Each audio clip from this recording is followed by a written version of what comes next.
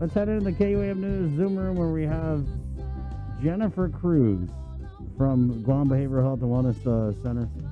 Jennifer is a social service supervisor with the Adult Outpatient Services Division of GBHWC. And this service is for people 18 and up who may be experiencing a variety of life, emotional, mental health issues, from adjustment to life stressors to serious mental illness. That's quite a wide parameter. Jennifer, good It morning. is. Yeah, Good morning. Thank you for having me. of course. Thanks for joining us. Um, yeah, tell us a little bit more about your program, layman's terms.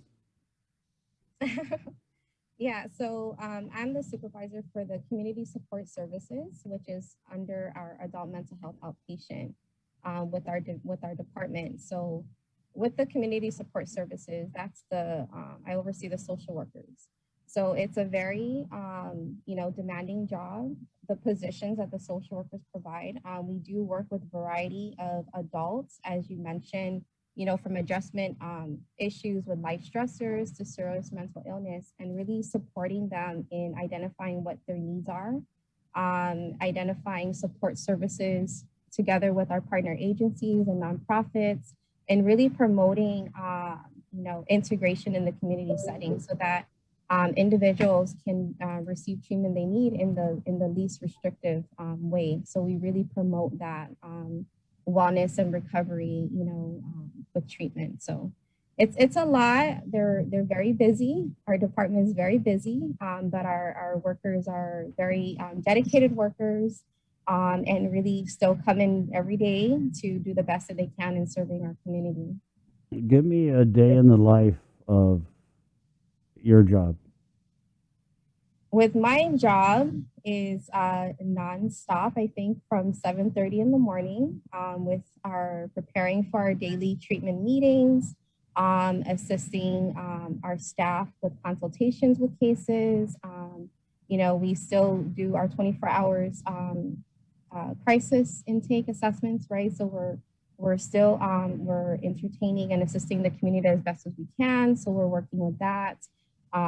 We still have meetings in improvement, our programs within our department, and really improving our service delivery. So we pay a lot of attention in how, as a whole, we can continue to improve and provide better services, better access to the people in the community. And it's nonstop. I think my only break is probably my lunch break. But I love our job. Everyone's kind of always on the go here. Very busy. Everyone just keeps passing each other through the hallways. But it's pretty busy. Very well. We have a huge initiative and mission that our department, really strives to achieve. So it really keeps us all on our toes with ensuring that we make our days as effective as possible. So it's pretty busy over here. When you do your outreach and your services, are we talking about? Is it mostly over the phone, in person? Well, with our crisis intake, it can be done over the phone or as a walk-in basis. If people in the community need services or assistance, they can come into our building 24/7, 7 days a week, if they need guidance on, for an initial assessment. And as well as our crisis hotline, our hotline runs 24/7. So if they have a question on something or they want guidance or referrals, they can contact, and we have staff on board to assist 24 hours a day. So that would be our crisis intake assessments. Our programs do outreaches in the community when we do have partners events, right, with our partner agencies, and really promoting our services. So that happens as well. Crisis intake. Give me, a few examples of what a crisis is, relative to what you guys see, right? I mean, no names, obviously. Oh, yeah. Well, right now, a lot of the things that we're seeing is a lot of anxiety related issues, a lot of adjustment issues, both for adults and youth. Adults are still experiencing the stressors, especially when it comes to work related issues or income related, and still dealing with a lot with the pandemic. The youth are still experiencing a lot of anxiety related due to, online learning or transitioning back into the classroom. So those are things that we're still seeing, even though we've completed the school year, that is still, is still prevalent. Sorry, my office light goes off if there's no movement. But yeah, we're still functioning on a crisis kind of mode, especially with the given restrictions, right, that we're still in P43. So there's still things in place that our department provides as far as structure to really ensure safety, right, for both the providers and the community members when they come to seek services. So it's a variety of things, but it's 24/7, and we have a team that's prepared and available at any time of the day. Intake, the crisis intake. Can you talk a little bit more about the intake process? Sure. When they come, we do have intake workers that are assigned, so they would go through our intake packet, right, which is kind of gathering the consents if they want to engage in the treatment process and informing of what their rights and responsibilities are as they engage in our services. And then that's usually where we just get our kind of general background information, family history, identify what's their presenting need that they're coming, today to seek services. And then the providers will do their assessment. If it warrants, further consultations, we'll make the arrangements with our on-call psychiatrist for further assessment and guidance with treatment. And then depending on the eligibility, we have a variety of programs in our department. So they would be then referred to the appropriate program for further follow-up and treatment recommendations. So that's something that we do every day. We have our team meetings for dispositions every weekday, except holidays. So it's pretty fast paced, when people come through the door, and we really try our best to link them with the lead provider as soon as possible. Are there instances where you get people who come on or come in, because they're stressing or any of the situations you described, where it goes from them just coming in to want to talk to somebody to them actually being, is committed? Do you guys commit people to GBHWC? To our inpatient unit? Yeah. Yes, that definitely happens, and those are the things that we consider depending what's the presenting problem, if there are a harm to themselves or others, or maybe the symptoms they're experiencing. It's not safe for them to go home at that day, and there's a need for stabilization.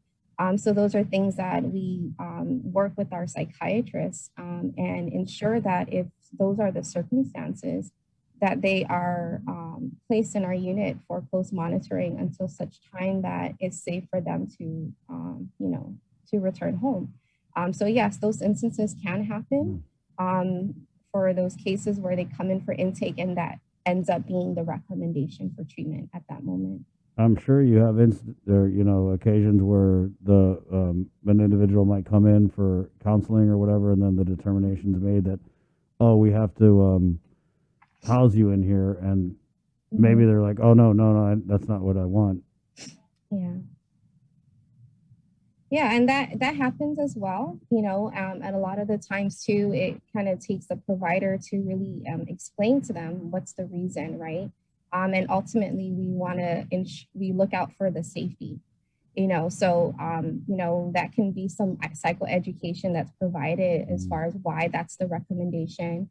And then for extreme circumstances, if there is a need for inpatient and the client is not kind of up for that recommendations, there's other measures that could be made, to ensure safety. So it depends, it varies, throughout the day. It can be a variety of this on the spectrum of what happens, but we do try our best to make the best assessments and decisions as they come. So There's a lot of people that assist. So, again, if there's anyone that's in need, we have our crisis hotline, or maybe if you're not quite sure of if you would even be in need of further services and you just want to clarify or ask questions, Right. That's another route as well. And then they'll guide you if they feel that you should just come in, for further assessment. So, What's the capacity for inpatient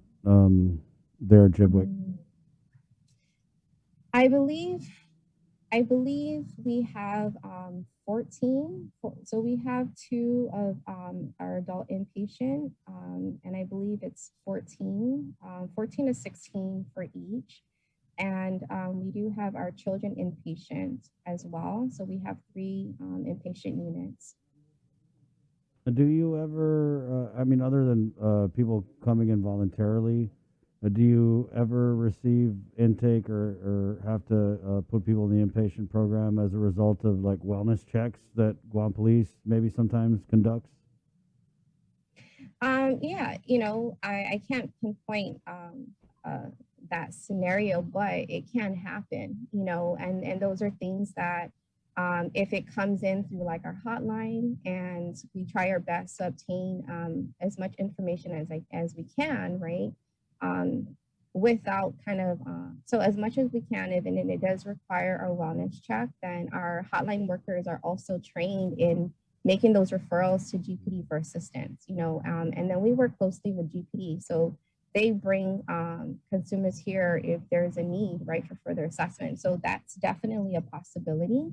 I'm pretty sure it has happened. Right. But yeah, we get calls from friends who say, I'm not quite sure if my friend's okay, kind of, well, we're concerned. So we'll either guide them through that process or we have enough information kind of defer to GPD for a wellness check. Wow, that's so interesting. Um, when you talk about the stressors, like where does it kind of, I don't know if cross the line is the right term, but like you said, so many adults and children are just stressed about this damn pandemic or, finances or, I mean, there's just a million things to stress about now. But where does it go from, I'm stressing about it to I need help? Yeah. Yeah. And, kind of like everyone kind of it would experience some form of stressor, right, on a day to day, even just um yeah, just day-to-day stuff, you just already stressed like, oh God, I have to get up at this time. That can already cause stress, right?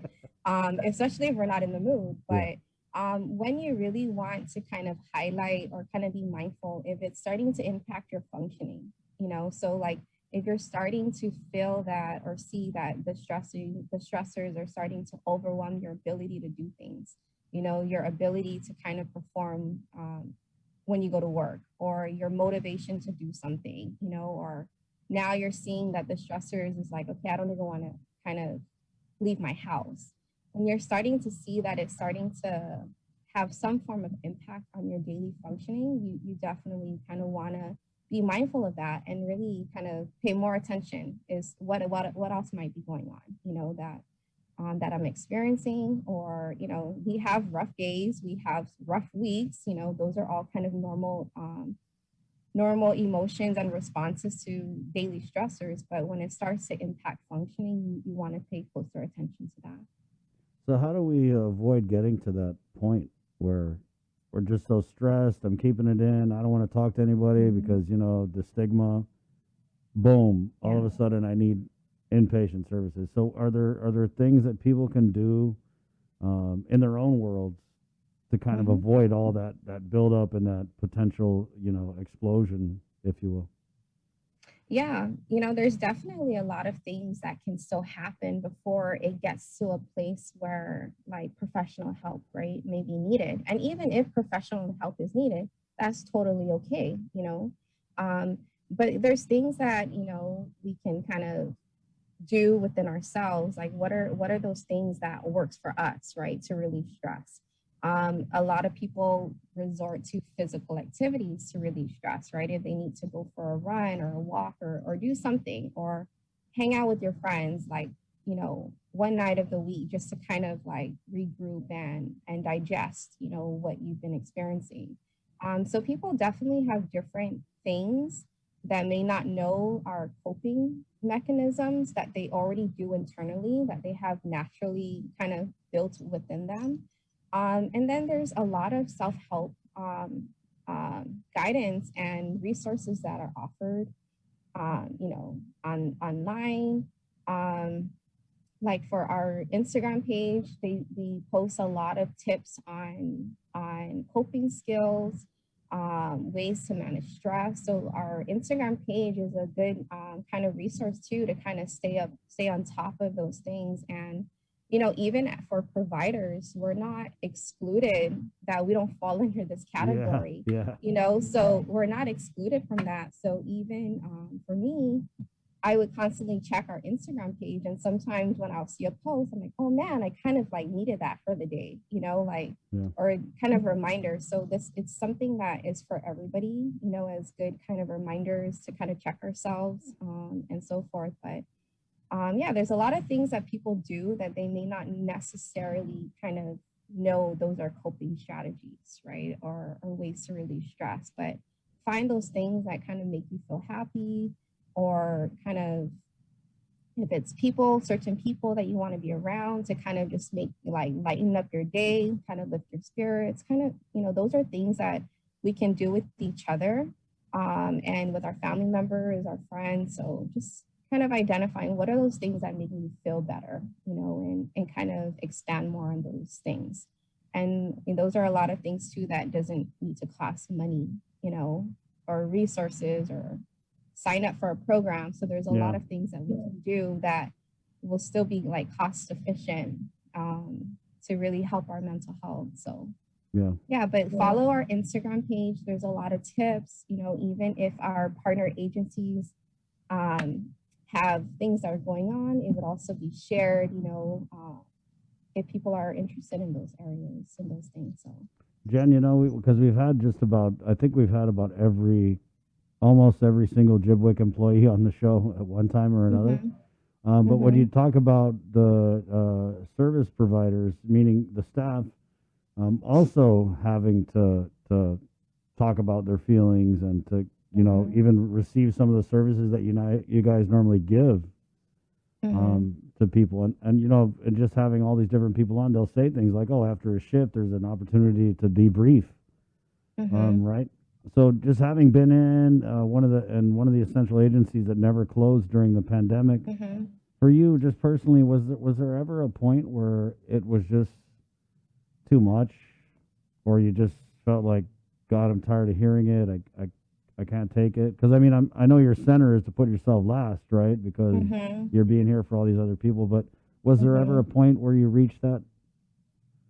There is definitely a time that I've reached that, probably multiple times, especially during the pandemic, is when, we're working shifts, we're doing daytime, swing time, graveyard shift. And even when I was when I was working the shifts, I actually worked the graveyard shifts so I could be home with my children, because we all know the challenges that I'm pretty sure every parent experience with childcare, with the schools being closed, So there was a lot of stressors to that, right? Just that was kind of becoming the norm of your daily life and your routine. But for us, right, when we're working with clients and we're kind of in that mode professionally, we have to kind of have this kind of mindset to separate when we are in front of that person, right? In being present, in giving our full attention. So it does take a lot of discipline to have that separation when you're in front of that person and giving your undivided attention and being present in what's going on, So, you just kind of have to kind of rely on your colleagues, right? Who's also kind of experiencing the same stressors to kind of provide some kind of relief, kind of try to make work fun somehow, some way, just to kind of break off all of those stressors and not everything to be too serious all the time. So you really kind of have to rely on your colleagues for that because, you know, with the type of work we do, this is things too, we can't just go and talk to anybody about, right? So there's a lot of limitations. So we just try to, you know, despite all of the challenges and the demand on our department, you know, the workers, we still showed up to work the next day. Yeah, So yeah. that kind of says a lot as well, you know, the commitment to the work we do and understanding the state that our community is in and the resources that are still needing to be provided. So yeah, you know, we're not excluded from being stressed. Sometimes we need the day off because Yeah, yeah. we need it, right? We need like a mental health break. So whenever you're able to find that time, like take advantage of it, you know, so. Jen, we have just 90 seconds left, but I wanted to Oh, okay. no, I wanted to ask because social work, right? It's a field where we always need people, and we definitely need people who are representative of the communities they serve. So, I mean, it's great to see more social workers, but I mean, just to kind of shake the tree, if you could, I mean, in 30 seconds, encourage people to go into social work. Why? Because it's a very fulfilling job. We need social workers out there to really help our most vulnerable populations and really work towards improving our community as a whole. So there's still a lot of work that needs to be done. So we need more help. Thank you, Jennifer. Thank you so much for having me. Of course. It was great. Good talk. Thank you. Thank you. Hasta. Bye. Have a good day. Adios. All right. Jennifer from Jibwick. Good stuff. Mental Health Awareness Month is May, and a big part of what we've been discussing for this month has been erasing the stigma. Guys, reach out, 647-8833. You'd be surprised how many people just need someone to talk to, okay? I mean, even me, everybody. So do that. Take those steps to maintain your mental health and your stress, your hypertension, and everything, because she's right. Everyday life can be the biggest stressor. But that's why we always get tomorrow. All right. And talking about tomorrow, thank you guys for supporting us today. This has been another episode of The Link. My name is Chris for Sabrina Salas Matanani, Joe Sir, the vacationing Jason Salas, and our guys in Master Control. Thank you so much for jamming with us, and we'll be back at you tomorrow for another episode of The Link, KUAM TV and Link Fam. My name is Chris. Adios!